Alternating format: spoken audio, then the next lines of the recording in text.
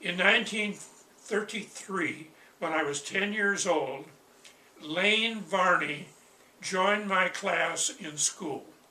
His father, Ralph Varney, was an architect who had spent the 1920s designing elegant houses for the North Shore of Chicago.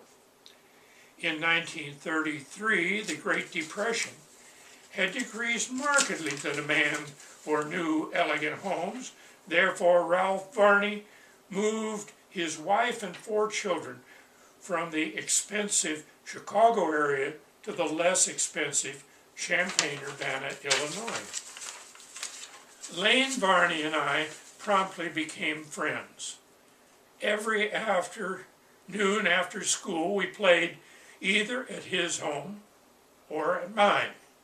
After several months of close association, the Varney parents came to call on the Swain parents one Sunday afternoon, probably to check out the people with whom their son was becoming involved.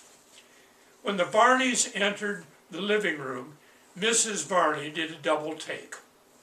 She looked at the wall of the room and said to her husband, "Ralph, do you see what I see?" He saw a picture of a woman, but it meant nothing to him.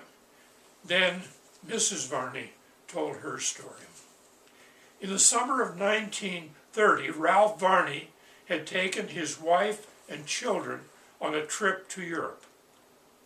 While he toured the continent alone, his wife and children lived in a cottage which they had rented on the island of Majorca. At the end of their stay there, the family reassembled at Marseille, where they boarded a ship which would bring them back to the United States. Before it headed out into the Atlantic, the ship made a leisurely circuit around the Mediterranean, stopping for a day at one port and for a day at another. The last such stop was Majorca. There, Mrs. Varney said to her husband, "Since we are going to be here all day, let's go ashore and we will show you the nice cottage that we rented." So they went over to the village of Deva.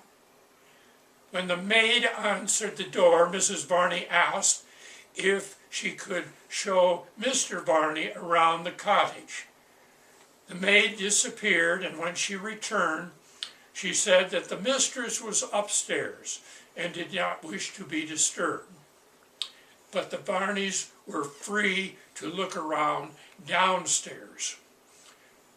When the Varneys were just about to leave the cottage and head back to their ship, a voice from the head of the stairs called down to the maid, asking, "Maria, is that horrid woman gone yet?" So 3 years later, Mrs. Varney found herself thousands of miles from Majorca, visiting the home of a little boy who played regularly with her son, staring at a portrait of Laura Riding, the woman who, on the island of Majorca, had called her horrid.